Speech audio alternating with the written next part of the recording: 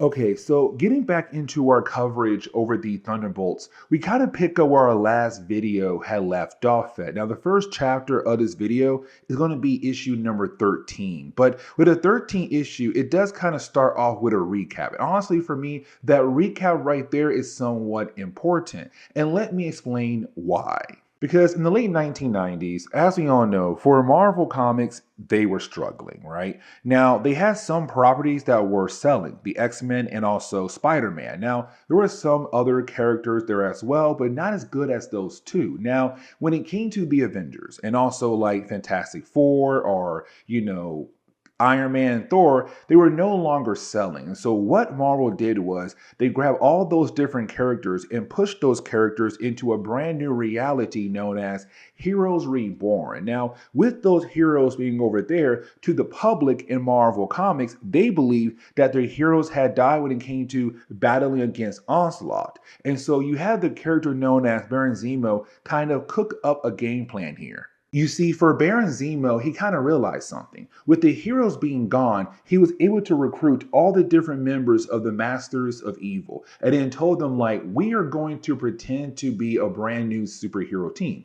better known as the Thunderbolts. Now, the reason why, because with the Avengers, the Fantastic Four, being in that other reality, better known as Heroes Reborn, it left the door open for a new team to take their place. Bam, the Thunderbolts. But for Baron Zemo, it's also like the public and also the city government, the American government will then begin the process of handing things over to us because we're now that main superhero team that can protect the world or at least protect the nation. And once we are able to get every single thing we need, we'll move on to our next plan, which is to take over the world. And so for Baron Zemo, he was able to pull that off, to take over the world. The only problem was that the rest of the team, over time, they had began to love the idea of being heroes. So when it came to Baron Zemo taking over the world, they finally stepped in and, well, stopped him. And so once they did that by working with the Avengers and also the Fantastic Four, for the Avengers and also the Fantastic Four again, they say, you know what, guys?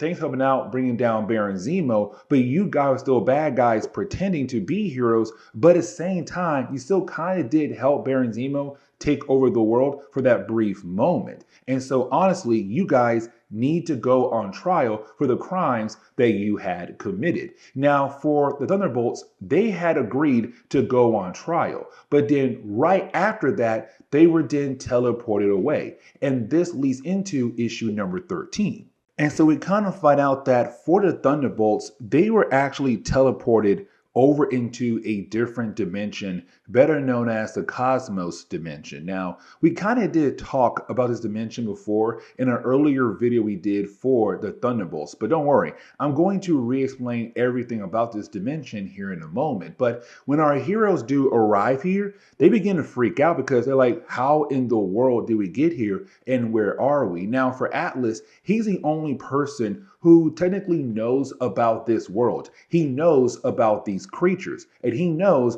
they gotta get the heck out of there. And matter of fact, the ruler of this world says, hey, go get them. They're intruders, bring them down. And so you do have our heroes trying their best to fight against this huge group of enemies. Now, after doing that, they're kind of like, cool, let's run away. We got to retreat. We have no idea where we are, but also who we're actually facing at the moment. But once you do have our heroes find somewhere to hide, this kind of leads into us learning the whole backstory behind Cosmos and also, well, Atlas as well. Now, you have Atlas tell us that when it came to the people of Cosmos, they first appeared on Earth when you had this one criminal escape this dimension and went into the Earth's dimension to fight against Hank Pym and also the Wasp. Now, our heroes won that battle, but also for Hank Pym, it allowed him the chance to find the Pym particles that come from this dimension. Now, after that, there was this second attempt.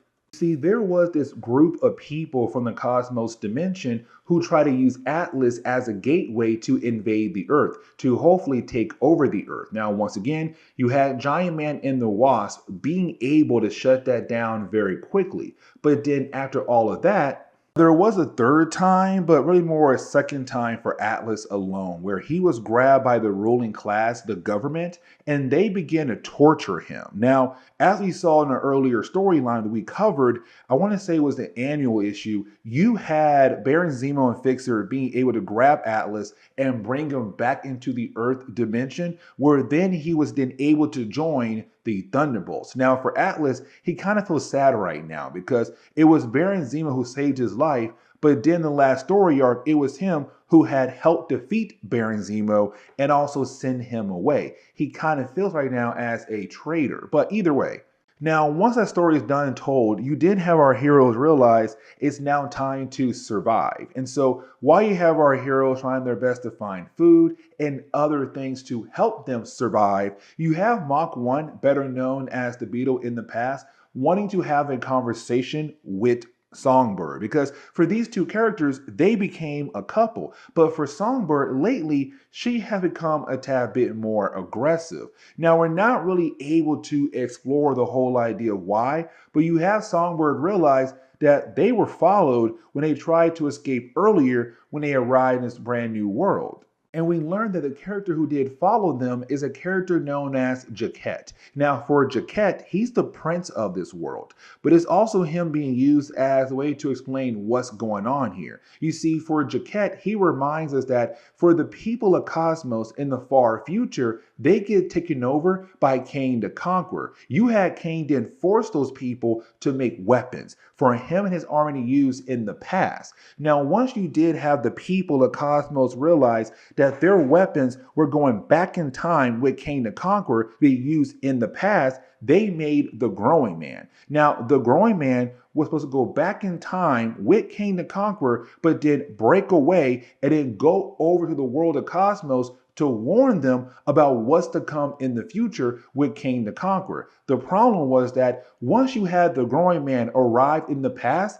he was unable to complete that task for so many different reasons. But then in a recent storyline we had covered, you had our heroes, the Thunderbolts, being able to defeat Growing Man. And once they did that, a beacon was sent over to the planet Cosmos to warn them about, hey, this is coming down the road. You're going to have a guy known as Kang the Conqueror who is going to try to rule over this world. But with that kind of information, it brought in more problems for the people of Cosmos. And let me explain, because the ruler, the Prince Father, he's kind of like, hey, listen, we are a peaceful world. How about this? Let's just try to prepare ourselves for the far future to come down the road to make sure that Kang the Conqueror cannot conquer our world. But you had different people who were on this world say, no, we should go ahead and invade the Earth and take it over so that Kang the Conqueror, who comes from Earth, won't be able to take over our world down the road. And so this led into a whole situation where you now have different groups out there who don't really try to follow the ruling of their king anymore. And that's why for our heroes, when they were trying to find somewhere to hide, all they saw was chaos across the entire world. Because right now, for these people, they're not really able to agree with one another. Also tells us that the reason why our heroes were transported over to Cosmos because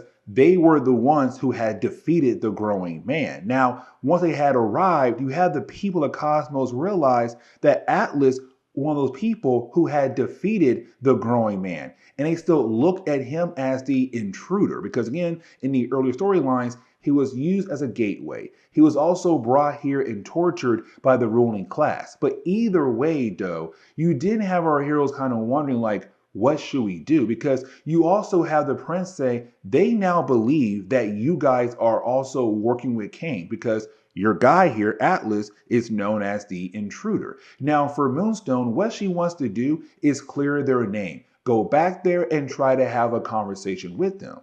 But for the king, the ruler of the whole entire world, he's kind of like, listen, I'm right now trying to bring back peace into this world. If I let you go, all I'm going to do right now is bring more chaos to this world. Because right now, almost everyone believes that you are agents of Kang the Conqueror, that you are working with him. And so, unfortunately, I had to say, you must be executed. And so you then have our heroes be sent over into their prison cells. But once they do arrive in their prison cells, you then have Moonstone face out of the cell and try to have a one-on-one conversation with the advisor who works for the king to hopefully make a deal that would help the team leave Cosmos and make their way back over to Earth. And so now we transition into issue number 14. Now, with the 14th issue, really do focus more on Jolt and Meteorite here, because when you have Meteorite come back into the cell that's currently holding our heroes, you have Meteorite want to sit down and have a conversation with Jolt. Now, real quick, I also want to have a conversation, but about Jolt. And the reason why, because for Jolt, she's kind of like the little sister to the team, right? Because when they joined, or when she joined, sorry, when she had joined the team, she looked up to the other members as great heroes that she wanted to be like. They inspired her. She had no idea that in reality, the Thunderbolts were just a group of villains. And so for Jolt, when she found out, she still believed in the team wanted to be heroes. It was her that kind of pushed the team in the right direction to say we got to stop Baron Zemo in the last story arc. But the reason why I'm bringing it up right now, because for Meteorite, when she comes back in the cell room, she wants to have a conversation with Jolt because she looks at Jolt as that little sister that she wants to take care of. She wants to be there for. And she said, hey, listen, we are going to get out of here. We are going to go back to Earth. Don't worry. Everything is going to work out for us very well. But this right here, this whole story arc is going to break that bond between Jolt and also Meteorite. And the reason why I'm saying that, because you didn't have this rebellion happen, right? You have a group of people from the Cosmos world wanting to rebel against their king. They're attacking the palace. Now, for Visor, he walks in the cell and say, Thunderbolts, come with me. My king wants to talk to you. But you have Jolt realize that for Visor and also Meteorite, the way they were looking at one another, she's kind of like, hold up. Y'all two had a plan. And she's right. They did at the end of the last chapter. Now, once you do have our hero sit down with the king, it's him begging for their help to help fight against his rebellion right now and help protect the palace, but also him. Now, for our heroes, they do agree. But for Meteorite, Homegirl still got a plan still. And so you do have our heroes at first fight against the rebellion. Now,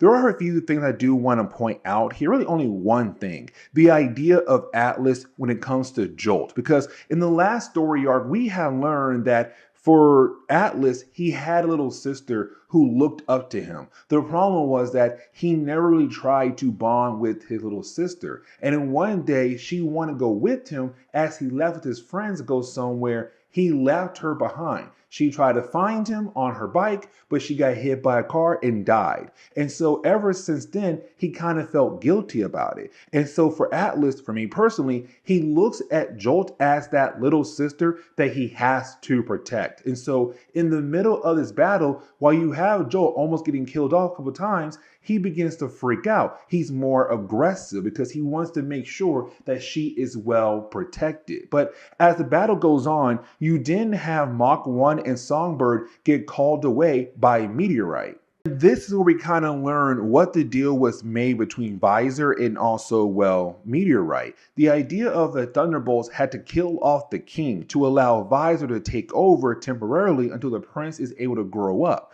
But the thing is, once they do kill off the king, they'll then have a way back home thanks to the help of Visor. And Meteorite agreed. And so for Mach 1 and Moonstone, who are two people who don't really want to cross that line, they're kind of like, wait.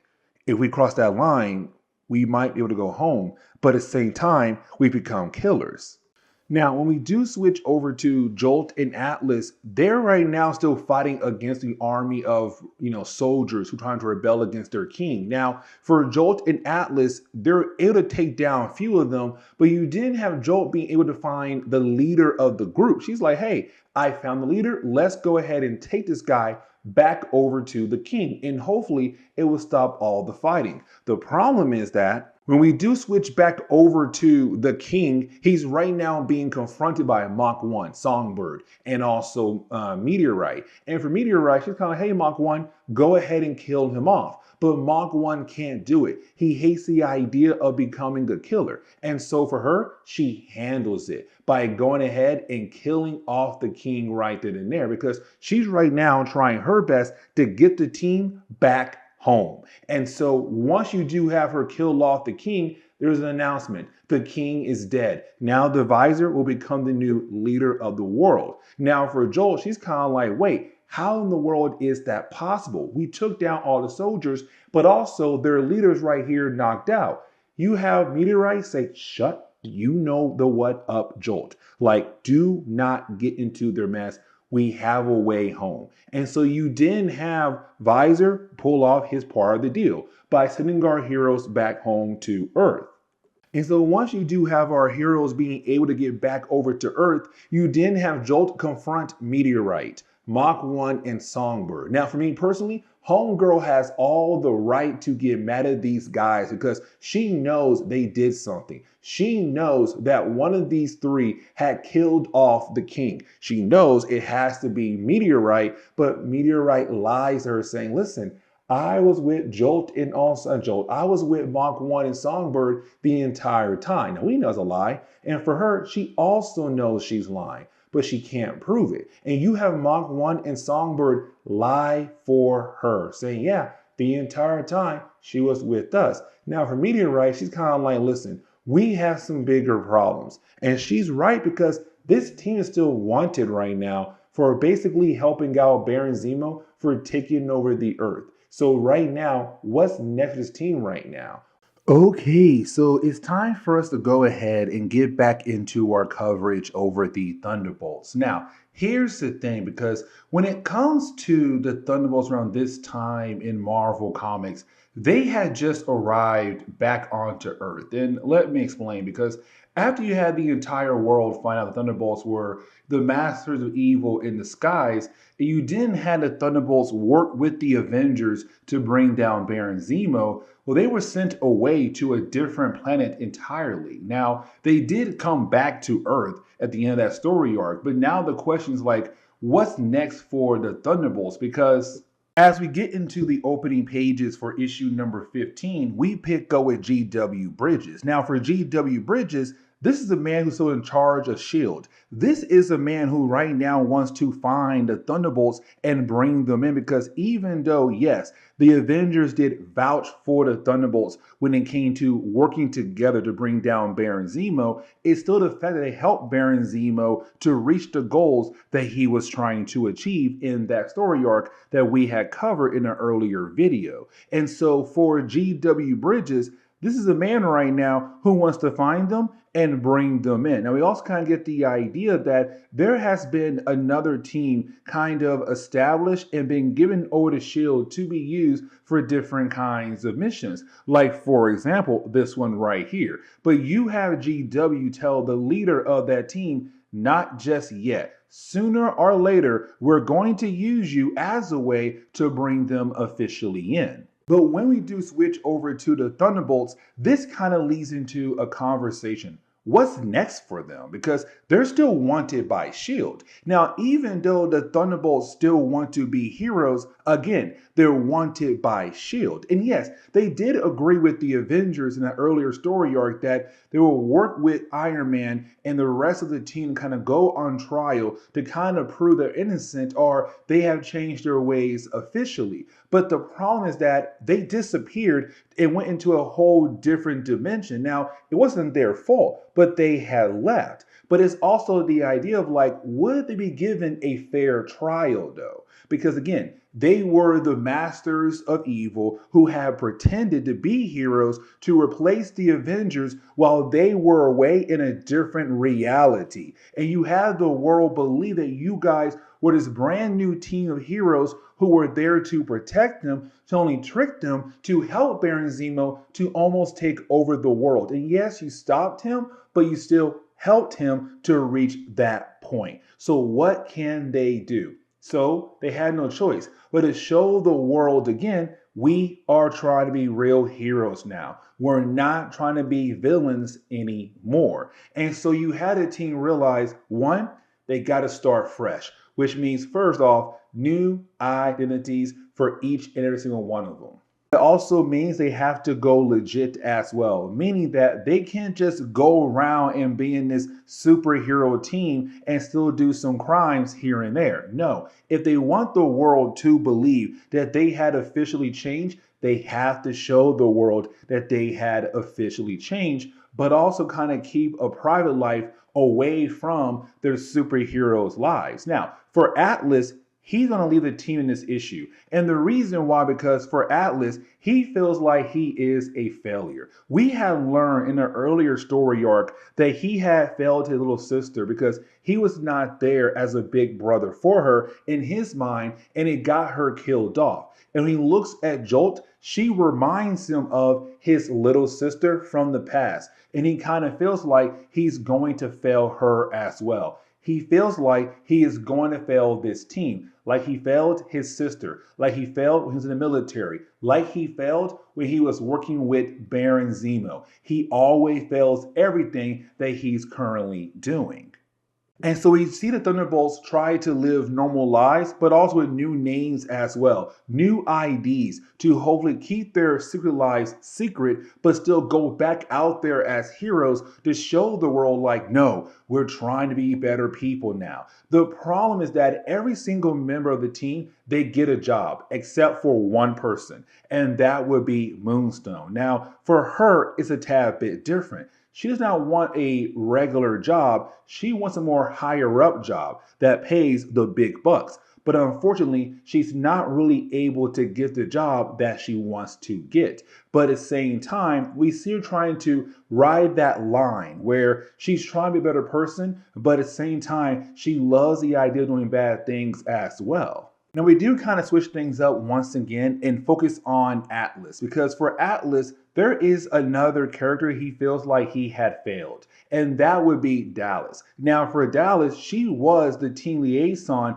for the mayor's office when they first appeared in New York City, except she had no idea the team was truthfully, a group of super villains. And so at first, everything seemed okay. And her and Atlas, they had begun a relationship. But when word got out that they were a super villain team, she got arrested because she was a liaison for this superhero team. They believed that she had a hand when it came to the team working with Baron Zemo, or she had known the team was officially a team full of super villains. And so when Atlas calls the mayor's office, they tell him like, dude, she's no longer here. And the reason why, because she's on trial right now because of what happened with the Thunderbolts. Now, luckily for her, she does come out innocent here because they realized she had no prior connection to the team at all before they first appeared in New York City. But the problem is that the word is out there that she could have had a connection with the team.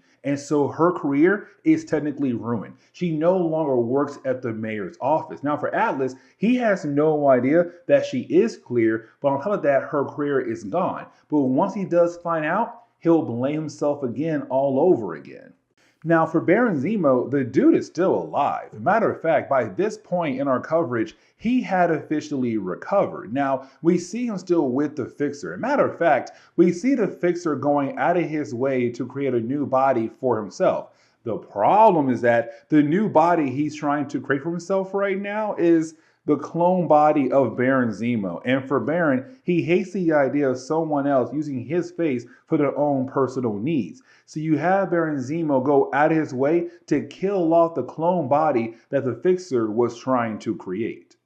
Now, when it comes to the Thunderbolts, while they're at the motel right now, they are completely surrounded by S.H.I.E.L.D. And the reason why, because you had different folks in the city begin to talk about how these random people just appeared out of nowhere and got jobs in different parts of the town. And S.H.I.E.L.D., they were listening in. And so now for S.H.I.E.L.D., they're like, hey, listen, so we were listening to all the different folks talk in this area. We realized that you guys were hiding out here. So come on out, get arrested, and let's go ahead and move on with our day. But of course, for our heroes, they're not going to allow S.H.I.E.L.D. to take them away. And so you had the Thunderbolts begin to fight against S.H.I.E.L.D. Now, in the middle of the battle, you have Moonstone realize something. Bolt. You see, when it comes to Bolt, she's very aggravated. And the reason why, because she hates the idea of seeing the team fighting against S.H.I.E.L.D. because they're right now trying to prove this team can be a team full of heroes,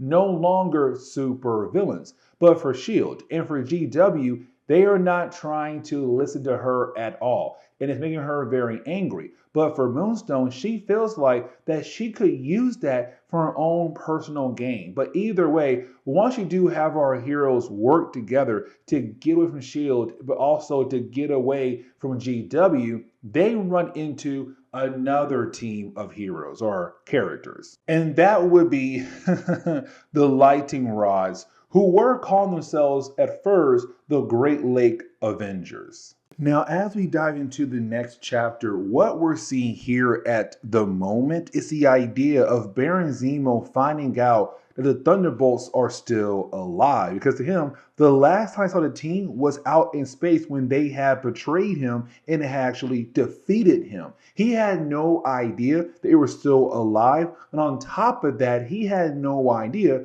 they were still trying to be a team full of heroes. And so now for Baron Zemo, he's now plotting to go after the Thunderbolts as well. But getting back over to our heroes who are currently fighting against the Great Lake Avengers, who are currently calling themselves the Lightning Rods, the reason why they had changed their names is to kind of piggyback off the popularity of the Thunderbolts. Because when they first appeared, right after you had the Avengers and Fantastic Four disappear into the Heroes Reborn reality, it left the door open for a new team to come in. Bam! Thunderbolts. They were really popular. And so for the Great Lake Avengers, what they did was they changed their names to kind of say like, hey, we're the Lightning Rods. We're somewhat cool as the Thunderbolts. But when the world found out the Thunderbolts were a team full of villains, that kind of hurt the image or their supposed image of the Lightning Rods. And so they had agreed to help out S.H.I.E.L.D.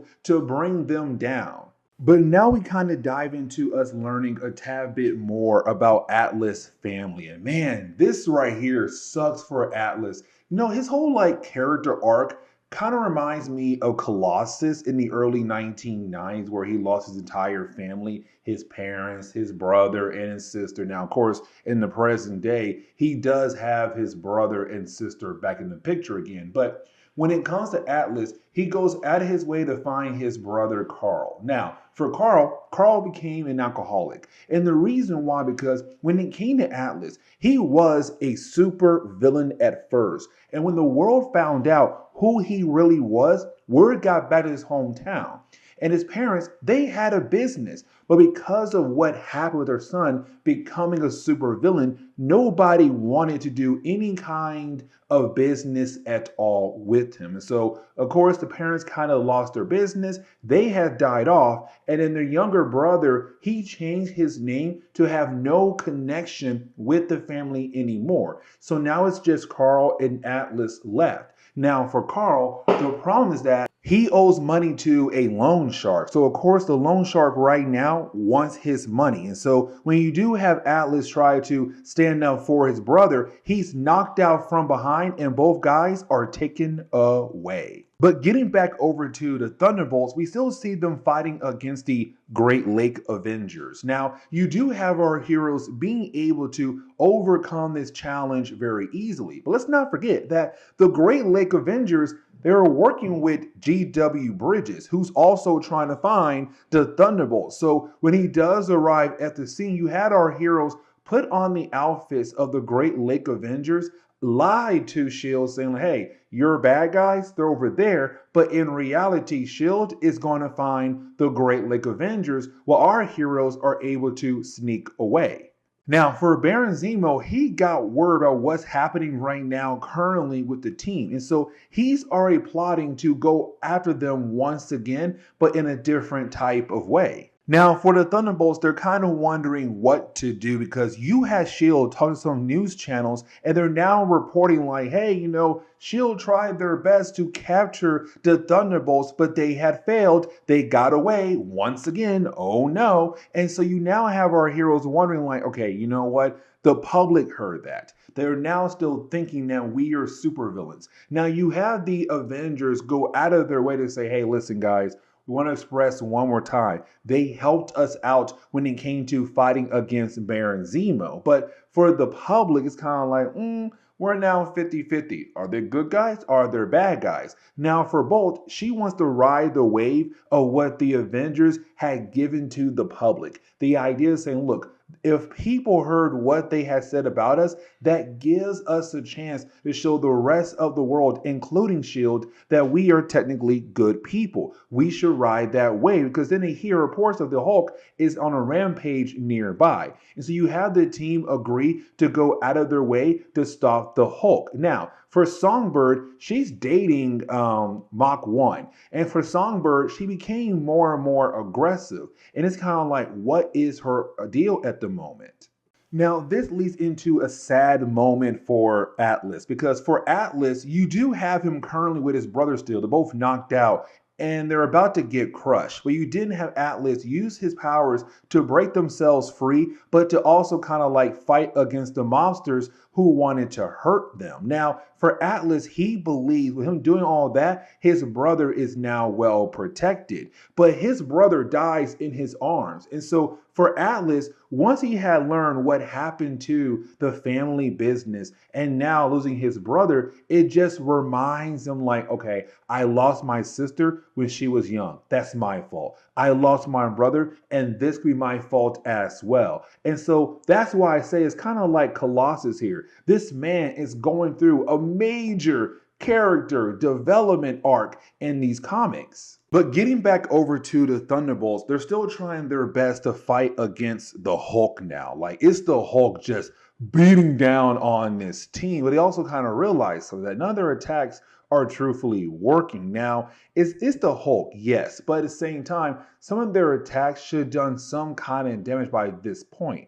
And so as the battle goes on, you did have our heroes realize that they're not truthfully fighting against the Hulk, they're fighting against a robot Hulk. Now, with all that being said, we also learned this robot is being controlled by Fixer and also, well, Baron Zemo. Now, while you do have those two guys watching the fight go on, we see that somebody else is watching them, a new Citizen V. Because remember, when it came to Baron Zemo putting a team together to pretend to be heroes, he called himself Citizen V, but somebody else has taken up the mantle.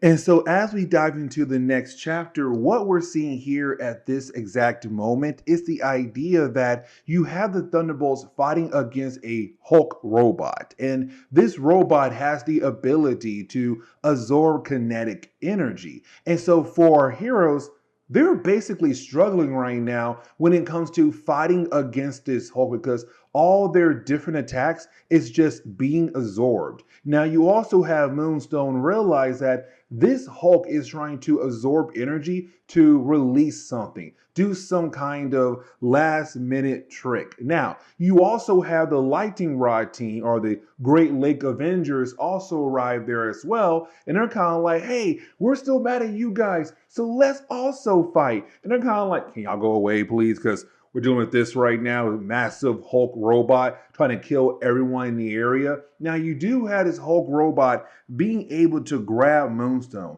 Now, when it does, it basically opens up a portal, bringing back a character we have not seen in a good while, well, on our channel, and that would be Graviton. Now, for Baron Zemo, he's watching this battle take place. And for Baron Zemo, he is loving with what he's seeing currently when it comes to the Thunderbolts. But then out of nowhere, he's then confronted by Citizen V. Now, this kind of leads into the whole idea of the backstory of the character, the people who came before Baron Zemo, and the idea of Citizen V. But before we dive into that, you have this new version say, I've been watching you guys for days. I've been inside your base for days. And the thing is, you had no idea that I have been messing with your system. And so while you have that going on for the Thunderbolts, their battle is still going on with Graviton. They are technically struggling with this guy, and who can? Because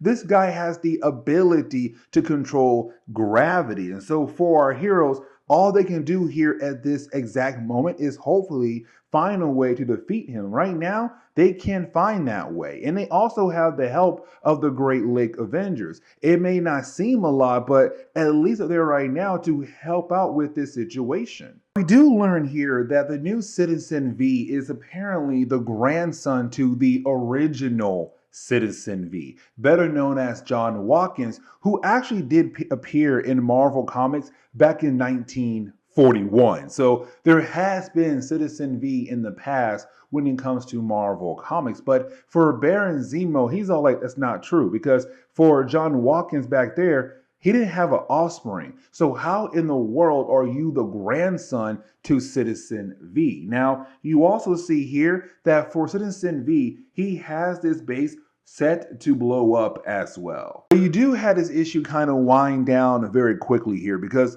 once you do have our heroes realize they're not going to be able to deal with Citizen V, the question is now what to do with him. How can they stop him? And so you have Moonstone being able to communicate with Citizen V and bring up the fact like, hey, listen, so you're here back on Earth now. You've been gone in a other dimension. But what's your end goal here? Like, what are you trying to achieve?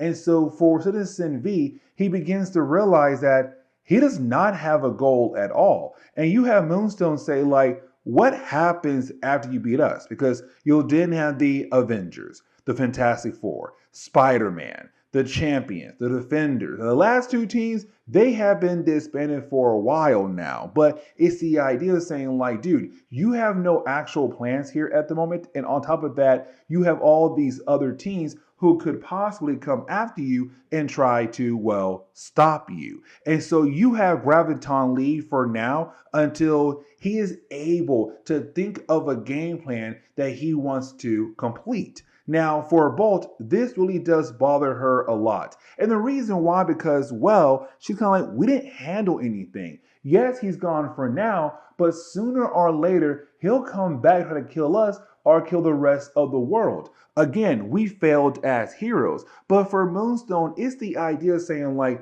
you don't know that. Like, he could die overnight. He could be stopped by another team overnight. But for right now, it allowed us the chance to survive. Now, Atlas, he did rejoin the team because he saw the battle on live television and wanted to help out. And so you do have our heroes leave. But you do have a reporter kind of wondering like, okay, they fought against the Hulk. The Great Lake Avengers were there as well, but they're allowing them to leave. Why? Like, why are they able to leave without being arrested? And to close on this video, we do see Baron Zemo having to retreat. And the reason why, because his base right now is getting blown up. He has to get Vixer out of there and himself out of there as well. But it leaves Baron Zemo wondering, like, is it true the new Citizen V is the grandson to the original Citizen V?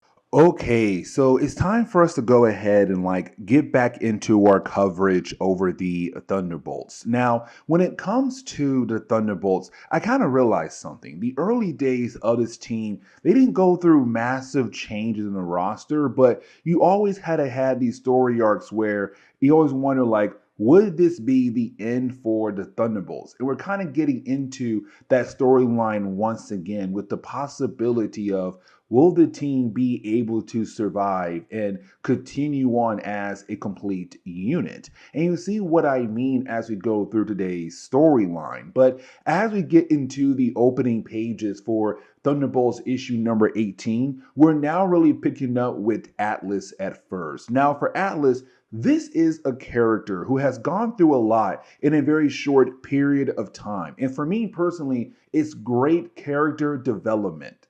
Because we had learned that for Atlas, This is a man who was a supervillain for the longest time in Marvel Comics. But with him being a supervillain and the world knew his real name, it really did affect his family a lot, to the point where it made their lives even harder for them when it came to keeping up with money, having a job or having a company. They lost a lot of things thanks to their son being a super villain. We also learned that the main reason why he kind of went down that road is because he lost his little sister, somebody who looked up to him and only wanted to hang out with him, but he kept pushing her away because she was that little sister, but she got killed off in a car accident. And so with her death, it kind of push him down this dark road of becoming a super villain. Now, over the years, he was always kind of like this henchman-like character. Like, yes, he had his own powers, but he was always working for other people. And so he also kind of hated the idea of betraying the people that he was working for, like, for example, Baron Zemo. And so when it comes to the Thunderbolts, he wants to make sure this team does stay together. He wants to make sure that he can help keep this team going on in the near future. But also for me personally, when he looks at Jolt, the youngest member of the team, he looks at her as a little sister, somebody he wants to protect, somebody he wants to make sure that he can make her proud. And so he's trying his best to keep this team together and not be a failure for the team. Now, there is another character I do want to focus on, and that would be Songbird. Now, I have brought her up in the last few story arcs that we had covered, but when it comes to Songbird, she is a character where in the early days of this team, she was really loving the idea of being a hero. And matter of fact, her and Mach 1 were the top two on the team who were beginning to love the idea of being heroes instead of being a group of villains who were pretending to be heroes. But when it came to Songbird, after a while, she began to kind of regress into her old ways, where she's more aggressive. She hates the idea of how the team is currently living. She's now harsher towards Mach 1, the man she claimed she loved earlier in the series. And so for Mach 1, it's him kind of wondering, like, what if she'll be better off where she was not struggling with the rest of the team? Now, while you do have everyone kind of wondering what's going on with her, that is when the team is then attacked by Cyclone. Now, when it comes to Cyclone, he appeared in the earlier issues of the Thunderbolts series where he was part of the new version of the Masters of Evil. Now, unfortunately, we weren't really able to dive into the actual origin of that brand new team that had just popped up out of nowhere, because for the Thunderbolts, they have been going through a lot ever since they had came together since the first issue of this series. And so with Cyclone being there, it's kind of like, why in the world is he here right now attacking our heroes? Now, he is able to hold his own here because of his speed, but it's also the idea the team was caught off guard and they're not really trying to work well together, especially when it comes to Songbird getting kissed by Cyclone, because once you have Cyclone kiss Songbird, Mach 1 goes wild and shoot missiles. And once you have Cyclone being able to dodge those missiles hit Atlas. And so it kind of shows right now the team is becoming reckless. They're not really able to work together as a unit. Now, Cyclone, he leaves. But you do have Meteorite basically say, hey, our Moonstone, go ahead and follow him, Jolt, and tell us when you do find him. We're going to stay here and try to rebuild the base. Now, for Songbird, it's also her once again expressing the idea that she hates being with this team right now, struggling, but also the idea she looks at her man as a weak man. But now we had to switch over to a different character, and that would be Gala Rogers. Now, for Gala Rogers, she's been around for a good while in Marvel Comics. Matter of fact, she first appeared back in, I want to say, Solo Avengers issue number 9, and she was a love interest to Hawkeye for like a brief moment. But the idea of her character being around is kind of answering the questions of the public. And let me explain. You see, when the team first appeared, they were the brand new superhero team that replaced the Avengers, while the Avengers were supposedly dead, but in reality, they were in the Heroes Reborn reality. But then the world found out, like, oh, wait, the Thunderbolts are not really heroes, it's the masters of evil in disguise. That's not cool at all. And so they got basically hated on. When it came back to Earth, went out of their way to bring down Graviton and fight against a robot Hulk. And so with them doing that, it's kind of like, wait a second. Are they good again? Can we trust them? The public right now, they want answers. So why not use Gala, a reporter, to do a series of reports about the team to give the public the answers they're currently looking for? Now, getting back over to the Thunderbolts, with the idea of Jolt being able to follow Cyclone, you didn't have the team meet up with Jolt and go into the building that Cyclone went into. Now, of course, when the team do go inside, they get ambushed by the rest of the Masters of Evil. Now, this battle is very short-lived because it's the idea of the team right now still not really being able to function like a real team at the moment. But once you do have the entire team be defeated, they're then confronted by the Crimson Cowl, the leader of this version of the Masters of Evil. Now, for the Crimson Cowl, what she wants to do is really recruit the entire team. She's kind of like, listen, we're going out of our way to recruit different people that we believe will be great for our team.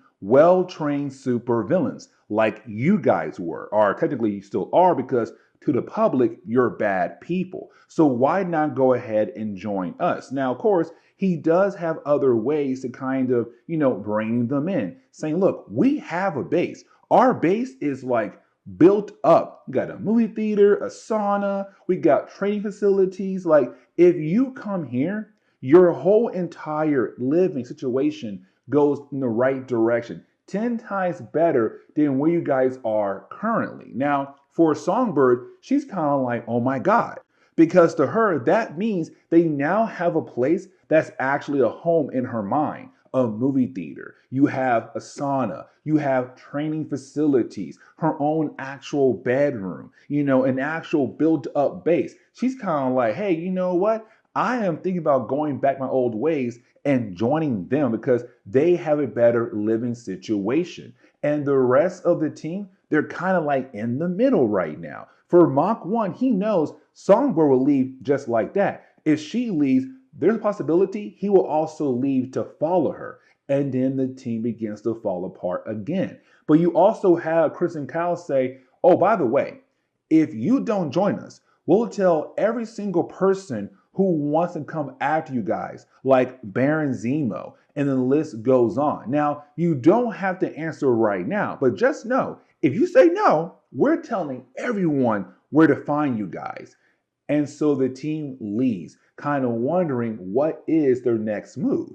And so as we get into the next chapter, we do pick up with the Thunderbolts right now watching the news about themselves. Now, it's the Thunderbolts right now hoping the news will kind of report a good story about the Thunderbolts and a better image. Kind of like, hey, look, here are the Thunderbolts. They are now good guys. They went out of their way to stop a bank robbery. That could possibly mean they are better people now. But the problem is that to the media and to the public, they're having a hard time believing that because, again, you already had his team pretend to be heroes, but in reality, they were evil. And even though you had the Avengers go out of their way to, vouch for the Thunderbolts, you still have the public right now disagreeing with the idea of this team right now being a team full of heroes. Now, for Jolt, she kind of realized that every single person right now on the team have begun to argue one another, but also there's a possibility that every single person on the team is starting to wonder like if they should just go ahead and leave and join the Masters of Evil and be in a better situation, especially when it comes to Songbird at the moment. But she does express that she's very angry with the entire team. Now, while she runs away, there's a knock on the door.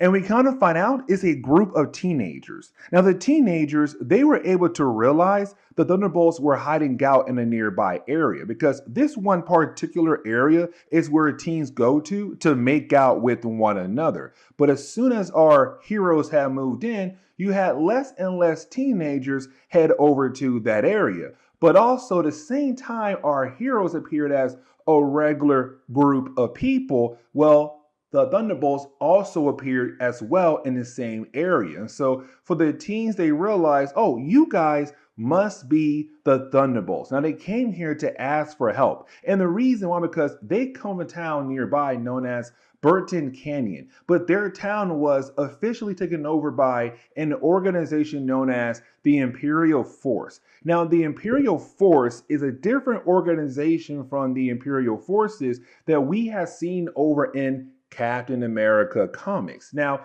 for the Imperial Force, they were able to take over the entire town with the help of another character known as the Charcoal Man. Yes, you heard that right. And yes, he is their muscle who was able to help them take over the town. And so right now they came here to ask our heroes to go out of their way to free their people.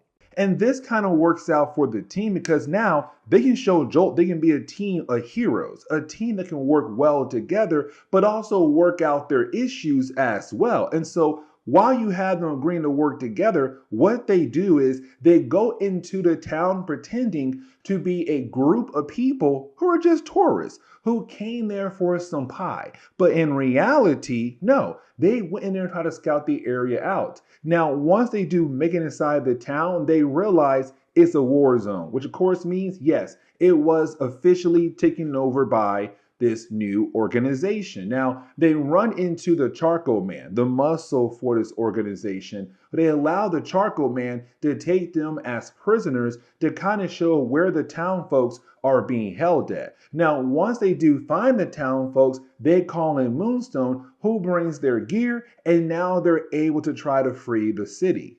Now, the battle, it's very short-lived. And the reason why, because even though we see our heroes fighting against the Imperial Force, even though we see our heroes fighting against, the Charcoal Man, the battle ends when you have the Masters of Evil arrive. Now, the Masters of Evil are not really here to like, hey, you know what? Your time is up. It's now time for you to decide if you're going to join our side or not. No, it's really more of them saying like, hey, listen, your time is almost up, and sooner or later, you guys are going to have to make a decision. Now, because they were talking to the Masters of Evil, the Imperial Force, the Charcoal Man, they were able to get away just like that. But now for our heroes, they're very upset about the idea of the Masters of Evil just ruining their whole entire plan for them. And so now our heroes, their main goal is to go after the Masters of Evil.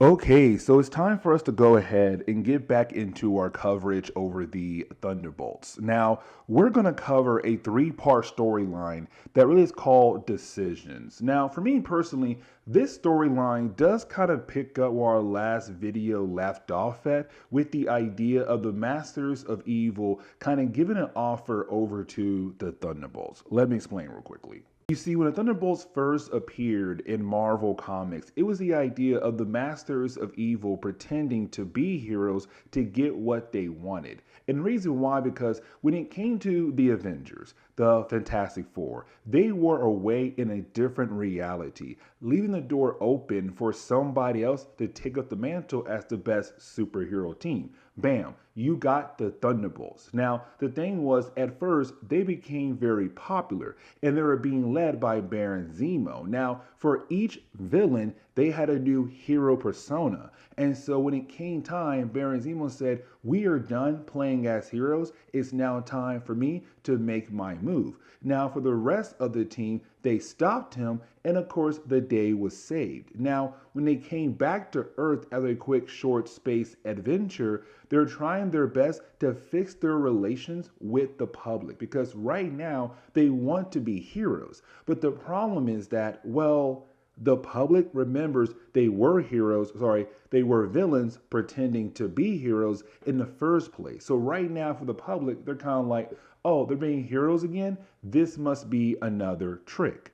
But this kind of leads into a last video, because in our last video, you had the new version of the Masters of Evil come over to the Thunderbolts to make them an offer and say, why don't you guys just go ahead and join us here, the Masters of Evil? Because for the Thunderbolts, even though they're trying to be heroes, their current living situation is not that great, because they're on the run right now from S.H.I.E.L.D., who wants to arrest them. But on top of that, they kind of live out in the middle of nowhere with most basic stuff around them. And so for some of them, they kind of hate the idea the way they are living. And so for the Masters of Evil, they say, hey, you know what? We have a great facility, so why not go ahead and join us? Oh, by the way, if you don't join us, we'll tell every single person who's right now looking for you where to find you. Now, at the end of our last video, when it came to the Thunderbolts, they said, you know what? It's about time for us to go ahead and stop the Masters of Evil. And so as we get into the first chapter of this storyline, we see our heroes heading over to Fort Worth, Texas to find the Masters of Evil. Now, on their way over there, we kind of get the idea that each member of the team have their own reason why they want to go after the Masters of Evil. Like, for example, the idea of Moonstone. She's all about control. And so she realized that if this team wants to go and get revenge against a new version of the Masters of Evil, then allow them that chance to go after the Masters of Evil. But it's also her saying, like, I'm trying to play with their emotions to keep them under my control. Now, when it comes to Songbird, she's perfect for revenge. And the reason why, because in our last video, they were fighting against a bad guy. They almost had that guy. The problem was the Masters of Evil arrived and, of course, distract our heroes and allow the bad guy to get away. And so for Songbird, it's kind of like, hey, we need to get revenge. Now, for the rest of the team, they have their own opinions or reasons of why they need to go after the Masters of Evil. Now, they do find the Masters of Evil, but the problem is that for our heroes, once they do fight them, the battle does begin. And at first, we kind of see the battle being pretty even, right? It does kind of seem like, okay, both sides may not get the edge over one another unless someone makes that right move. And of course, it's the bad guys. The Masters of Evil are able to make that right move. And a person is Claw. You have Claw just go ham in the storyline, using his powers all types of ways to bring down the Thunderbolts. Now, once you do have our heroes be officially captured by the Masters of Evil, it does kind of seem like, okay, this right now is bad for our heroes. They're officially captured and they might not get saved at all. But then at the very last second, you have a new character, quotation marks right there, appear at the very last second to help protect them. And that would be the Dread Knight. Now, the Dread Knight is a classic, like, Marvel character. I want to say he first appeared back in, like, oh man, I want to say he first appeared in Iron Man issue number 101 in 1977. But when it comes to Dread Knight, he was a scientist from Latveria. Now, he was transformed into the Dread Knight because, well, he defied Doctor Doom. And of course, you don't do that to Doctor Doom. But anyways, though, he was then transformed to Dread Knight. Now, he does come in at the very last second to help out when it comes to battling against the Masters of Evil. Now, there is a reason why I didn't dive too deep into the origin of his character. You'll see why at the end of this chapter. But I want to go ahead and switch over to Gayla Rogers. Now, for Gayla Rogers, she is this reporter that was actually hired to do a series of reports on the Thunderbolts. And the reason why, because they're trying to figure out, the public is trying to figure out, like, what is the Thunderbolts endgame here? Because in the past, they were heroes, but in reality, they were villains pretending to be heroes. So why are they once again pretending to be heroes for? What is their end goal? And so that's why she was hired, because the public, they want answers. So now she has to do a series of reports. Now, when we do switch back over to the Thunderbolts, it's right now us seeing Jolt questioning Dread Knight. And the reason why, because Jolt knows a lot about different Marvel characters. And so for her, she wants to make sure that they are currently with the real Dread Knight. Now, of course, she also asked him, like, where is your winged black horse? And he says, oh, Black Knight took it from me, so now I have this robotic one instead. Now, for Jolt, after hearing out his origin, she's kind of like, okay, you know what? You may seem legit, but at the same time, for Jolt, she's kind of like, there's something about you that's throwing me off right now at the moment. Now, there is another character who does play somewhat a major role in the storyline, and that would be Baron Zemo. Now, for Baron Zemo, he was the leader of the team at first when they were bad guys pretending to be heroes. We didn't have the rest of the team betrayed him. Now, once that happened, he's kind of like, cool, I want revenge against them, but it's also him want to go after the masters of evil, because when he led the Thunderbolts, they were the masters of evil in disguise. Anyways, also for him, he wants to go after Citizen V. Now, when it came to our heroes, when they were bad guys pretending to be heroes, they all took up fake names. And so for Baron Zemo, his fake name was Citizen V. Now, in the past, in Marvel Comics, there was another Citizen V, but a new one had just popped up wanting to bring down Baron Zemo. But now we switch back over to the Thunderbolts to close on the first chapter. Now, it's Mach 1 bringing up the fact that this team right now needs an actual leader, a proper leader. And the reason why he's saying that, because in the past, even though Moonstone was the leader of the team, there has been a few times the team got lucky, or other people on the team kind of showed up as a leader and led the team into victory. And so it's Mach 1 right now saying, like, we need a good leader, somebody who can lead us into victory, but also keep this team together. Now, for most members of the team, they will not fit that role at all, like Songbird or Atlas or Jolt. So it comes down to Mach 1 or also Moonstone. Now, for Mach 1, it's kind of like, listen, I don't want to be the leader of the team unless we have no other choices. But I'm saying right now, Moonstone, you're not the right fit. But then out of nowhere, Dread Knight helmet comes off his head and lands right in front of our team. Now, Jolt, she knows that armor that Dread Knight has is supposedly stuck to his body forever. Come to find out, it was never Dread Knight. Instead, it was Hawkeye in disguise.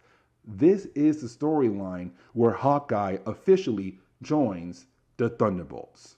And so as we get into the second chapter of the storyline, we're really picking up with the Thunderbolts battling against Hawkeye. Now, I kind of like this a lot because it's Hawkeye trying to show them like what it's like to be a hero, meaning that heroes are able to handle any kind of situation, how heroes are able to adapt to any kind of situation. And so we see Hawkeye, a one-man army, take down every single member of the Thunderbolts. Now, at first, you're kind of left to believe like, okay, they're attacking him because he walked into their home, that he tricked them. Because you have Jolt right now saying, guys, please stop, please stop. He's an Avenger. He's a good guy. Stop trying to beat him down. But we kind of find out that's not the case at all. Instead, what's going on here right now is that they made a deal for 5 minutes. 5 minutes only. The Thunderbolts only had 5 minutes to try to bring down Hawkeye. If they fail, they got to stop fighting him and hear him out. And so just like that, time is up. And now they have to listen to what he has to say. And so when it comes to Hawkeye, it's him right now saying like, hey, listen, the reason why I'm here right now is to make a deal with you guys. You see, if you allow me on your team, if you allow me to lead this team and show you the right ways to be heroes, then guess what happens? I already talked to a few people. I can get you guys pardoned for all the crimes that you had committed. But also on top of that, I want to see you guys do a great job. Now, this is Hawkeye kind of taking his origin and trying to relate with them. And the reason why, because for Hawkeye, let's not forget, He was a bad guy at first, but then over time, him, the Scarlet Witch, Quicksilver, they were able to change their ways and become heroes and join the Avengers. Now, we had covered a few storylines of the Avengers after Heroes Reborn. And when it came to Hawkeye, in those books right there, it was him saying like, listen, somebody got to bring down the Thunderbolts. Because again, when it came to this team, at first, they were pretending to be heroes. The public believed in them. The heroes believed in them. And then came to find out that was not the case. They were being led by Baron Zemo, who was trying to take over the world. Now, yes, they betrayed Baron Zemo and stopped him, but it's the idea that they were still bad guys pretending to be heroes. And so it's Hawkeye saying, I know what it's like to be misunderstood. I know what it's like to not have a second chance there given to you unless someone else gives you that second chance. And so here I am right now trying to be that second chance for you. Now we kind of see right off the bat that you have the different people of the team beginning to agree with the idea of like him being the leader of the team, except for one person, and that would be Songbird. Now we had talked about this in the past, that for Songbird, she had became a tad bit more aggressive in the last few story arcs. And so while you do have the rest of the team right now being happy about the idea of joining Hawkeye's team or letting him lead the team, she freaks out and she flies away. Now for Mach 1, that's his lady. He wants to go after her, try to talk to her, to calm her down. And so he also flies away. But now we shift over to Gala. Now for Gala, let's not forget, her main job right now is to collect information on the Thunderbolts. And so what she did was she went out of her way to find a character known as Dallas. Now Dallas was liaison for the Thunderbolts while she worked at the mayor's office. The problem was that once word got out, the Thunderbolts were not really heroes. They were villains pretending to be heroes. She lost her job. She had her whole entire career ruined by that one small mistake in trusting the Thunderbolts. And so what we're seeing right now is Gala right now trying to get information out of Dallas. And she's like, no, I don't want to talk to you guys at all. And she closes the door in Gala's face.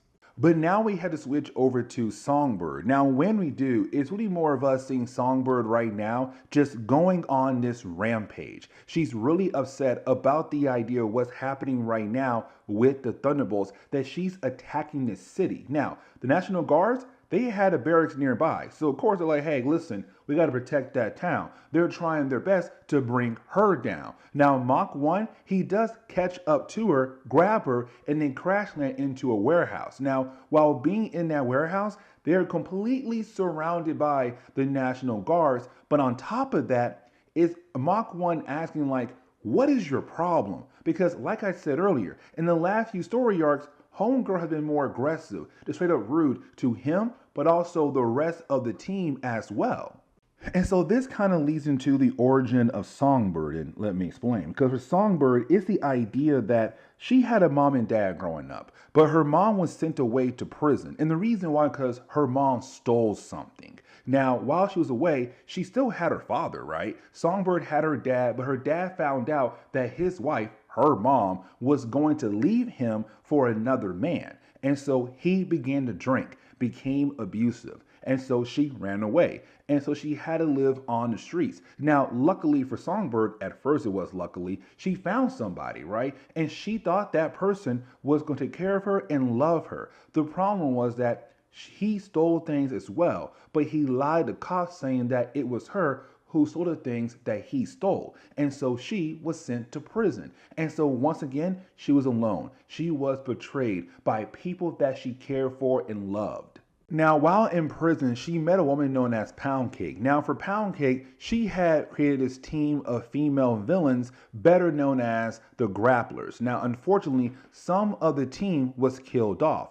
But for Songbird, she was once again on her own. And for a while there, she kind of thought like, you know what? What's best for me is to be alone, away from everyone else, because I'm always ending up alone. But then over time, she would meet other characters, like for example, Baron Zemo. And so for her, she always had somebody to lean on. And so in recent time, she had Baron Zemo. And for him, he offered her a home, a place to stay. And then she met Mach 1, and she fell in love again because he treated her the way she always wanted to be treated.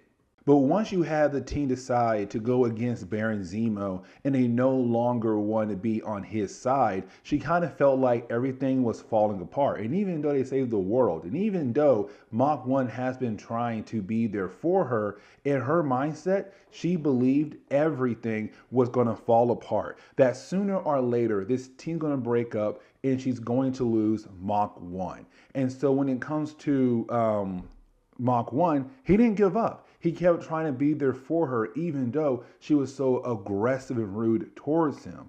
And so right now, she realized that she has a good man in front of her and now wants to try to make things better between them. The problem right now is that they are completely surrounded by the National Guards. Now, luckily for Hawkeye, the dude has a plan here. That plan is to, well, you don't fight against the authorities. If you're trying to show the world that you are better people, don't do that right there. And so what you have Hawkeye do is tell Atlas and a few other members of the Thunderbolts to cause a scene somewhere else in the city, so National Guards can pull away from Songbird and Mach 1 to allow Hawkeye to swoop in, grab them, and get everyone back over to the base. Now, this kind of leads into the ending for this chapter, where you really do have the team agree like, hey, you know what? You told us that apparently if we work with you, we have a chance to get all our crimes, forgiven. So let's go ahead and agree that you're now part of the team, leader of the team. Now, come to find out, Hawkeye lied,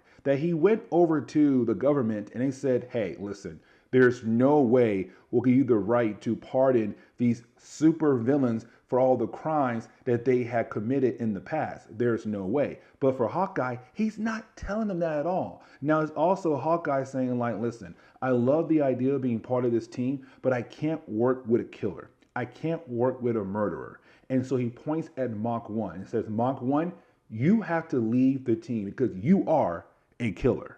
Now, before we kind of officially sit down and talk about the idea of Hawkeye saying that Mach 1 is a killer, we kind of give it a flashback where you had the Masters of Evil being able to raid Avengers mansion and beat down on the Avengers. Now, for Hercules, he was able to hold his own for the most part until one certain person came in the very last second in that battle. And that was, well, unfortunately, Atlas. And so you had Atlas beat down Hercules so bad that he was on the verge of death. Now, again, that was many years ago. And so it's kind of like, okay, well, Atlas has changed. But for Hercules, he cannot believe in the idea that Atlas has changed. And so when we do jump back over to the present day, we pick everyone being surprised by Hawkeye's request, because it's Hawkeye saying like, listen, there are some crimes that you can be forgiven for. Again, some.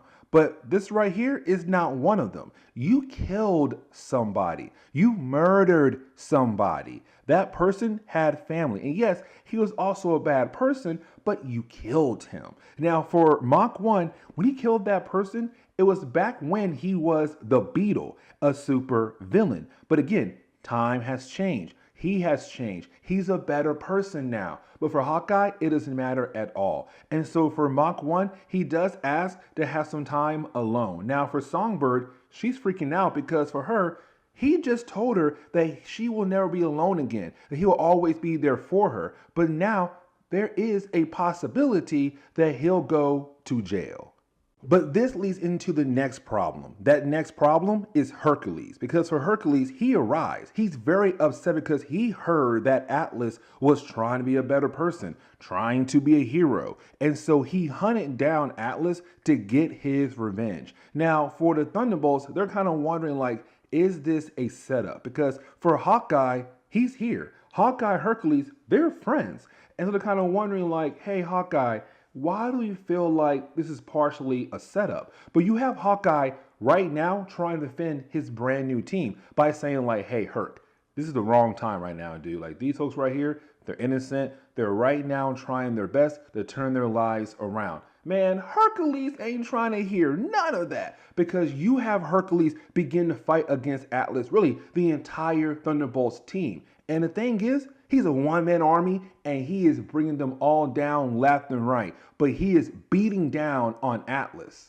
Now we do switch back over to Gala, and when it comes to Gala, we currently see her right now getting a picture. Now that picture she has is from the last chapter, the idea of Hawkeye saving Songbird and also Mach 1.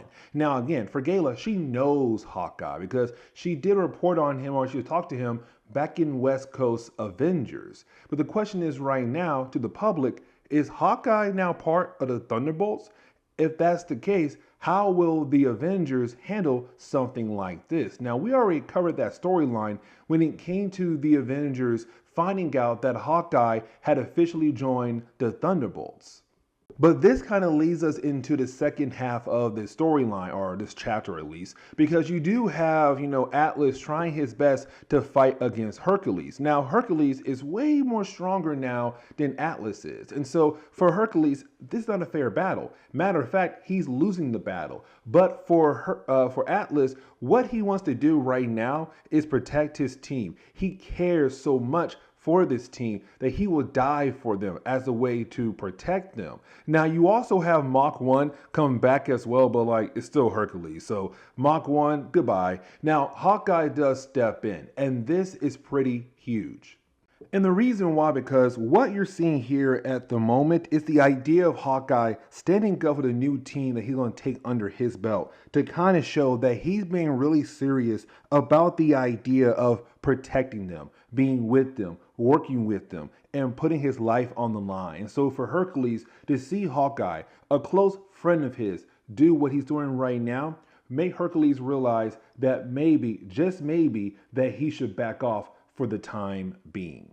But this kind of leads into the ending of this storyline, because once you do have the story shift over to the idea of us seeing Mach 1 saying, you know what, Hawkeye is right. I did kill somebody and I have to pay for the crimes that I committed. You officially see him saying, hey, Songbird, I'm going to jail. Now he's asking Songbird to stay with the team and he'll be back. Of course, he ain't going nowhere because comics. But yeah, he is now going to leave the team, quotation marks there. But one last thing does happen, because this leads into the storyline we already covered, because you have the news announce the idea of hey guys, did you know that Hawkeye had officially joined the Thunderbolts? So now the public knows about it as well. And they're kind of wait a second, what is this? This is pretty huge.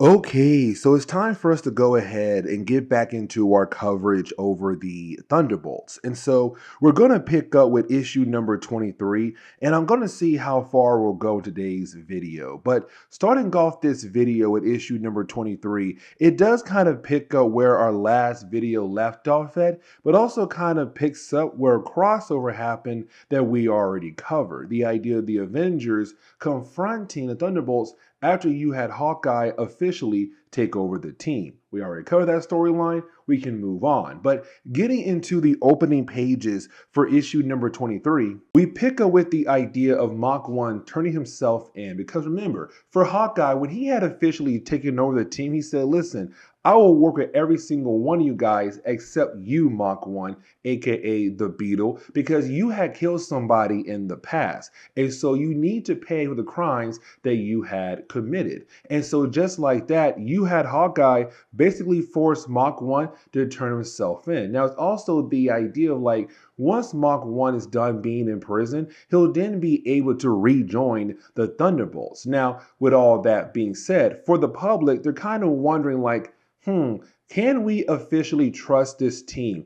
Can we officially trust the team now with Hawkeye leading the team? Because again, for the public, they first believed the Thunderbolts were going to replace the Avengers while you had the Avengers missing, and they were a great superhero team. But then out of nowhere, they were trying to take over the world. And so for the public, they're kind of wondering is this another scheme? And matter of fact, we do see some other people who are secretly plotting to go after Hawkeye and the Thunderbolts.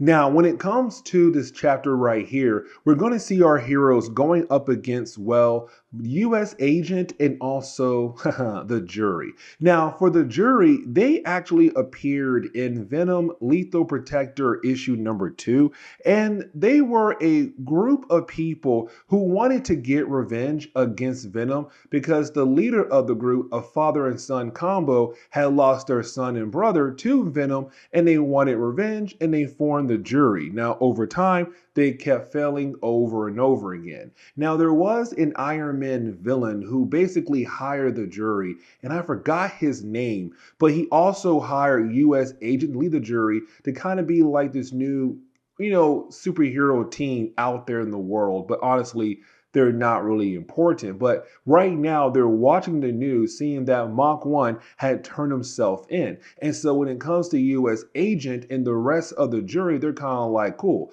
the Thunderbolts are now our target. With one down, we should be able to take the rest down and make sure they pay for the crimes that they had committed. But when we do transition back over to Hawkeye, we're kind of given the idea of Hawkeye talking to the different reporters about the idea of him trying to turn the team around. And the thing is, he knows that words can only mean one thing. It's someone's actions that truly prove who they are. And so it's him saying, like, just watch us. Watch us be a better team. Watch us be true heroes. Now, again, you do have some people, like some government officials, who are not really happy about the idea of Hawkeye nor the Thunderbolts right now being in their city. But we also see someone is trying to track Hawkeye back over the base of the Thunderbolts. Now, this guy, we saw him in an earlier storyline. While you have that going on, for the Thunderbolts, really for Hawkeye, when he does arrive back to the base that belongs to the team, we also see the team right now being watched over by Citizen V. Now remember, this is a different Citizen V. It's not Baron Zemo. And so we're kind of left to wonder, who is this new Citizen V right now watching over our heroes and plotting to go after them? He also had placed cameras in all the different parts of their brand new base. Now, when it comes to the mysterious guy from earlier who was tracking Hawkeye, we do learn here that this guy is a charcoal man, or better known as the Charcoal the Burning Man. But we saw him in an earlier storyline. At first, it was kind of like, okay, cool, he is a throwaway character. But that's not the case. That in reality, when it comes to the Charcoal Man, or Charcoal, he's really more trying to join the Thunderbolts. And the reason why, because when it came to him earlier being a villain, he was more of a henchman being forced to work for an evil organization by his father. But it's him saying, like, I'm no longer with them, and I'm right now trying my best to turn my life around, and I want to join you guys. Now, at first, you do have the rest of the team minus Hawkeye fight against the Charcoal Man because, like, hey, he was a bad guy in an earlier storyline. But it's Hawkeye saying, like, guys, listen, he's not trying to fight against you guys. As a matter of fact, y'all threw the first punch. This guy is legitly trying his best to turn his life around. While you have Hawkeye trying to figure out to allow Charcoal to join the group or not, that is when you have US Agent and also, well, the jury appear. Now, I really do like this battle a lot because it really does kind of show off the leadership skills of Hawkeye. And let me explain, because at first, you do have our heroes kind of struggling to fight against this group. But then over time, you begin to see the group being able to work together when it came to Hawkeye telling them what to do, with him being a great leader. And so after a few pages, you really do have Hawkeye and the Thunderbolts really being able to win the battle against the US agent and also the jury. Now, this may seem like a throwaway battle, but again, it's the idea of showing off the leadership skills of Hawkeye here. And so this kind of leads into the ending of the first chapter, where it's really more of Hawkeye after defeating US Agent and kind of going on live television. It's him right now saying, like, he hates the idea of seeing, different superhero groups trying their best come after them and to possibly stop them when they're only trying to show the world that they have gotten better. They're trying to be true heroes now. And so after saying that, you did have Hawkeye say their next goal is to now go after the Masters of Evil. And the thing is, the Masters of Evil, they were watching the news when Hawkeye said that. So they know that sooner or later, Homeboy is coming after them. And so as we get into the next chapter, we really do pick up with the Thunderbolts right now just attacking Charcoal once again. And the reason why, because, okay, in the last chapter, their base got destroyed when they were fighting against the jury and US agent, right? But when it came to the base being gone, well, they now got to camp out in the woods. And so for Charcoal, he was on his way over to the bathroom, but you had Somber believe that he was trying to attack her in her sleep. And so, of course, she began to attack him, not really knowing that the dude is possibly innocent. Now, for Hawkeye, he does stop the battle, but it's also him saying, like, let's get the chance to know Charcoal a tad bit better. And so you have Hawkeye ask Charcoal about his, well, origin story. And so we kind of learn here that for Charcoal, him and his father were always moving around the world. But his father one day found the Imperial Forces of America. Now, we saw them in our previous story arc we covered, the whole decision story arc. But the idea of Charcoal, his father said, like, he believed in the Imperial Forces. And the reason why, because they spoke about the idea that democracy was not really working for the people of America. And what they needed was a strong leader. Now, over time, it would take over different towns and then run some kind of tests on different people. Now, for Charcoal's father, he believed, like, no, making sure that we're all healthy and everything. But in reality, no. They were kind of looking for things that were more genetic. Now, when it came to Charcoal, he was kidnapped, taken away by his father, and of course, they ran more experiments on him, where of course it turned him into Charcoal, right? Now, this whole idea of him being taken away and used as a test subject, it's very similar to Jolt, because with Jolt, she was also taken away by Armin Zola's forces, and she was kind of given tests that turned her into, well, this Jolt-like character. And so we're kind of left to wonder if Armin Zola had a hand in the origin of Charcoal. But you have Hawkeye basically stop the story. And the reason why, because Homeboy had basically set up his devices to hear any news about the Masters of Evil. And so, of course, right now, he got some word they're nearby, and you have the team head over there to hopefully stop the Masters of Evil. Now, when they do arrive there and they do battle against the Masters of Evil, this battle is very short-lived. And the reason why, because for the Masters of Evil, they're not really here to battle against our heroes. Matter of fact, they came here to set up a trap. That trap is this this massive storm just appears out of nowhere. And this whole entire storm has the ability to wipe out the entire town. And so for our heroes, they can no longer focus on the idea of fighting against the Masters of Evil, but now try to focus on saving the lives of all the innocent people in this town. And so what we're seeing here at the moment is the idea that now you have the team having to work together to save the lives of all the innocent people who are now truly being affected by the storm. Like, their town is beginning to get wiped out by this massive storm that just appeared out of nowhere. Now, for our heroes, they're kind of wondering, like, how in the world were the Masters of Evil able to create a storm, and now the storm can kill off many lives in this town. Now, while you have our heroes going out of their way to save the lives of all these different innocent people, well, for Hawkeye, he gets another visitor.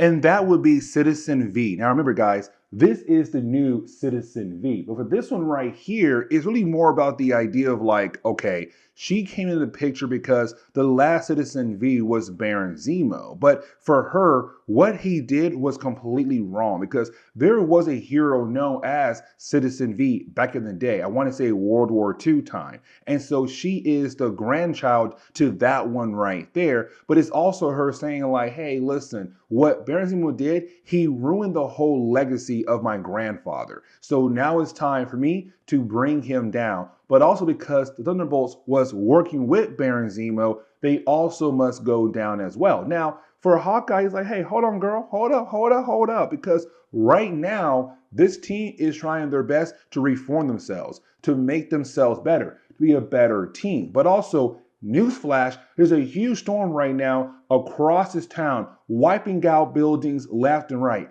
Why in the world will you fight against us and not try to help us? Now, when it comes to Citizen V, she does believe to go ahead and help out the situation. And so we see her being able to find a device that had created this whole massive storm. But the problem is that someone knocks her out. Now, the storm does go away, but you do have our heroes being able to just save all the different lives of all the different people who were affected by this storm. Now, we also learn here that for Hawkeye, the dude has a plan to go after the Masters of Evil. You see, when it came to Hawkeye, what he did was, while he was trying to distract the Crimson Cowl, you had Charcoal being able to place a small part of himself somewhere on the body of Crimson Cowl. Now, with him doing that, that means he can now track that missing part of him that's on her back to the base that belongs to the Masters of Evil. Here's the problem though, because when you do have our heroes get past all the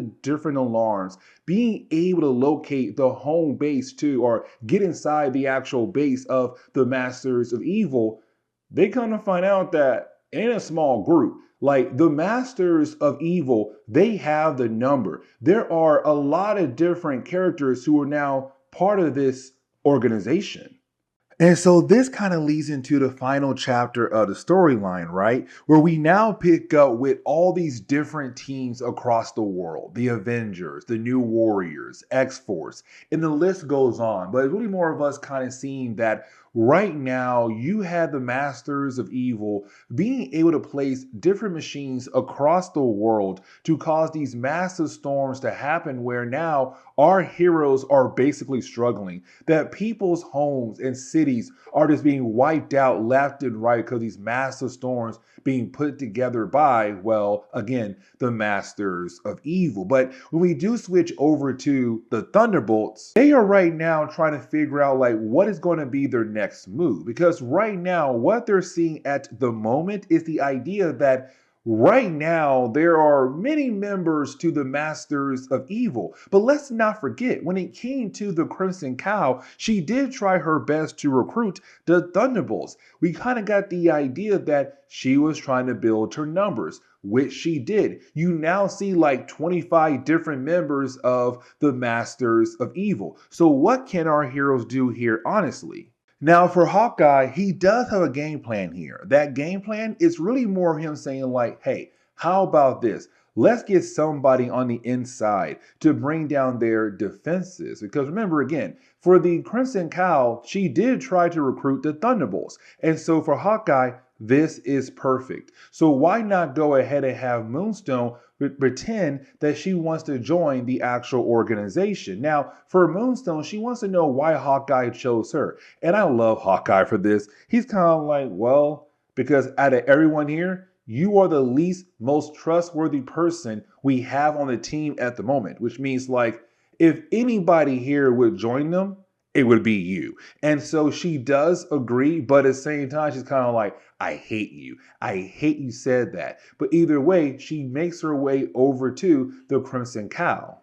Now, this kind of leads into like the origin for the character of Moonstone. I'm not going to sit down and do a huge dive into her character, but it's the idea of Moonstone. She always kind of wanted that life. You know, the life of having the money, the fame, you know, the butlers, the maids, they're always waiting on you. She wanted that life, but she couldn't get that life. Let me explain. You see, for Moonstone, her father was a butler. Her mother was a maid, and they had worked for people who had the money, who had the power to hire butlers and maids to do everything for them. Now, for Moonstone, as a young girl, she had a room in that big, huge mansion, but she didn't really have access to all those different resources that the rich family had. And even though she was friends with the rich person's daughter, it was the idea of like, it wasn't hers though. Like all those resources technically did not belong to her. Now, once her father had passed by,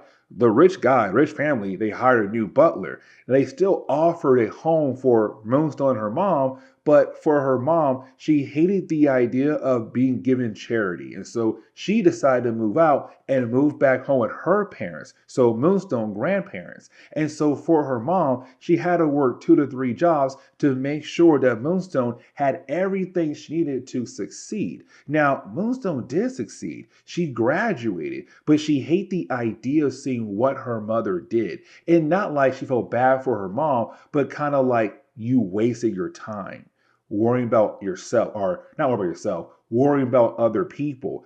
You should be trying to take care of yourself. And so for Moonstone, it's the idea that she did not want to worry about other people except for herself, because she realized if she did that, she's going to waste her time in life and most likely not reach her goals. Now, when it comes to Moonstone, she does confront Crimson Cowl, right? Now, when she does, is Crimson Cowl kind of wondering, like, why in the world are you here right now? Because you're part of the Thunderbolts. Now, is Moonstone right now trying to play mind games, make them believe her lies in a way of like, hey, listen, I had a change of heart. I'm no longer with them. I'm a better person now, yada, yada, all those different things. Now, when it comes to Crimson Cowl, he's kind of like, sorry, she's kind of like, okay, I don't truly believe you, but if it is true that you are trying to leave that team behind and join our side, I still got to take the right steps to make sure I can trust you. And so you have Crimson Cowl tell his people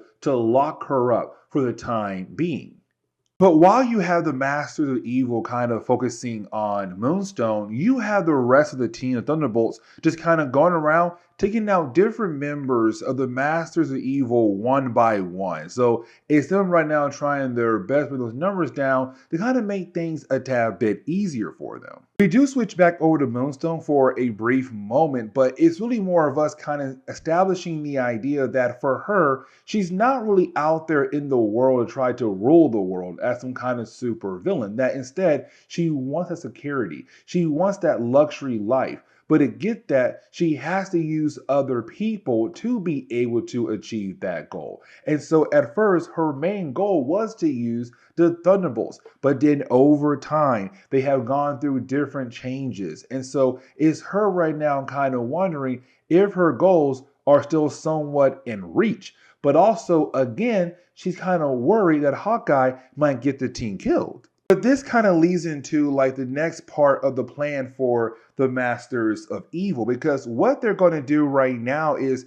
take off out of their base in an aircraft, kind of begin the next step of using their powerful storms across the world to get what they want, which is $1 trillion. Now, before takeoff, you have the team realize, hey, the bad guys are about to leave. And so you had the Thunderbolts go out of their way to take the different outfits that did belong to the different villains that they had already knocked out. But while you do have the Crimson Cowl right now demanding $1 trillion for the entire organization, the Masters of Evil, you have our heroes have their own conversation because they overheard what the Crimson Cowl is trying to achieve. While they're having their conversation, Moonstone hears them, and she realized that her team right now are disguised as the bad guys who were part of the Masters of Evil. And so for Moonstone, what she wants to do is kind of use that intel for her own personal gain. And we see her tell the Crimson Cowl, like, hey, listen, so my team is actually here right now, and they're currently pretending to be some of your own men. And so with her telling the Crimson Cowl that,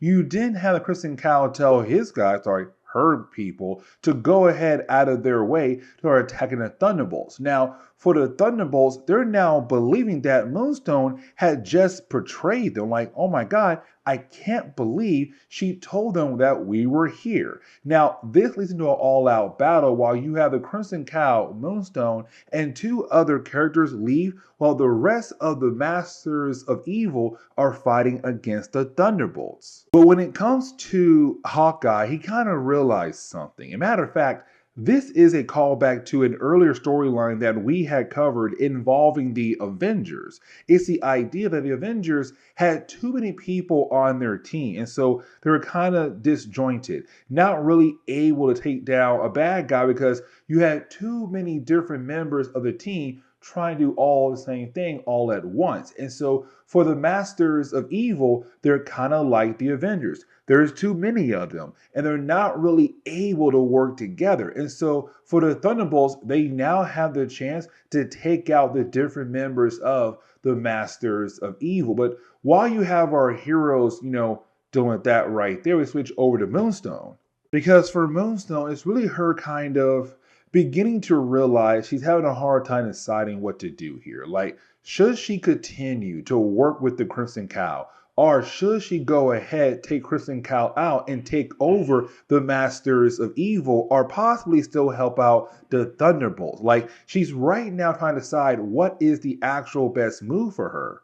So this kind of leads into, for me personally, a very quick ending. And the reason why, because, okay, for the Masters of Evil, the rest of them, the grunt level people, right? They're taken out by the Thunderbolts and Hawkeye. Now, there was a brief moment where you had Hawkeye be taken hostage. And so for the Masters of Evil, they kind of believe like without Hawkeye being around, without their leader, they won't be able to fight anymore. Well, that's incorrect, because you do have the Thunderbolts being able to win that battle against the grunt level of the Masters of Evil. Now, for Moonstone, we see her having the right decision here. She decides to go ahead and take out Crimson Cow. Now, with everyone being defeated, this kind of leads into the idea of us wondering, who is the Crimson Cow? Because she's been around for a good while now. And so we kind of find out the Crimson Cow is Dallas. Now, for Dallas, she was liaison for the Thunderbolts when they first appeared as a superhero team in the early days of this series, where you had them pretending to be heroes to hopefully one day get everything they needed, and being led by Baron Zemo. But she was their liaison. So why in the world is she the Crimson Cow? Let's also not forget that her and Atlas were in love with one another, but she does not tell us anything at all. And so the book does kind of end on the note where it's our heroes winning, but also kind of like there's still some questions left unanswered. But either way, this is where we're going to end today's comic book video. So please leave me a like down below and subscribe. But guys, see y'all next time. Later. Okay, so it's time for us to go ahead and get back into our coverage over the Thunderbolts, except it's going to be a tad bit different because we're going to sit down and cover Captain America and Citizen V 1998 Annual. And the reason why, because Citizen V became really important in the Thunderbolts series. And let me explain why I said that. Because as we all know, when it came to Marvel Comics in the late 1990s, they got rid of some of their heroes because the sales were just not there. Iron Man, the Avengers, Fantastic Four, and Captain America. They're all sent over into the Heroes Reborn reality. Now, while being in that reality, well, that left Earth alone with almost no heroes to help protect it. And so what you had Marvel do was they had created a brand new team, better known as the Thunderbolts. Now, the Thunderbolts were a group of characters who were villains who were now pretending to be heroes. And they were being led by Baron Zemo, who was pretending to be a different character known as Citizen V. Now, when it came to Citizen V, there have been a couple of them over the years in Marvel Comics. But around that time, late 1990s, you had Baron Zemo be Citizen V. Now, when it came to the Thunderbolts, once the world had found out that they were not really heroes, that they were trying to pull off some big scheme pretending to be heroes, you kind of had Baron Zemo get rid of the whole idea of being Citizen V. Now, a couple story arcs after that, you didn't had another one pop up out of nowhere. And that right there, we've been claiming that he or she is the grandchild of the original Citizen V. It has been trying their best to bring down Baron Zemo. And so all of that kind of leads into this annual where you have our current unknown Citizen V right now, once again trying to bring down Baron Zemo, but now going to have the chance to team up with Captain America, like their grandfather did back in World War II. And so, as we get into the opening pages of the storyline, we really do pick up in the Amazon rainforest. Now, the natives in the rainforest, they have been used as slaves a couple of times in Marvel Comics. Now, currently, right now, you have a few of them trying to help break their people free who are currently being used as slaves by Baron Zemo and his small army that he has put together. But for Baron Zemo, he was only the second person who had made these native slaves. You see, his father, Heinrich Zemo, came here in the past back in World War II and once again used those people as slaves as well to help achieve his goal. But right now, we see that for Baron Zemo, he does have a few natives forcing to dig for something very important that had belonged to his father. Now, for Baron Zemo, he's not the only character there. That matter of fact, you also have Techno there as well. Now, when it comes to Techno, he is a character that we have talked a lot about in the past when it came to our coverage of the Thunderbolts, because he was part of the original Thunderbolts team being led by Baron Zemo. Now, when it comes to Techno, his human body had died off. And matter of fact, back then, he was known as Fixer when he had his human body. But once his human body was gone, his mind was uploaded into a more robotic body, giving him all these different abilities to use now when it comes to technology. Now, when it comes to Techno, though, he's really more like a lackey for Baron Zemo, but he wants to go ahead and move on and do other things. But Baron Zemo says, hold on, because my current plans right now, I need your help with those current plans. So please don't leave. And so you have Techno kind of help the natives out to find the item that Baron Zemo has been looking for, better known as Particles X. Now, like I said earlier, there are some natives in the Amazon rainforest who are trying their best to get rid of Baron Zemo, but to also free their people as well. But they're being led by the current Citizen V. Now, we still have no idea,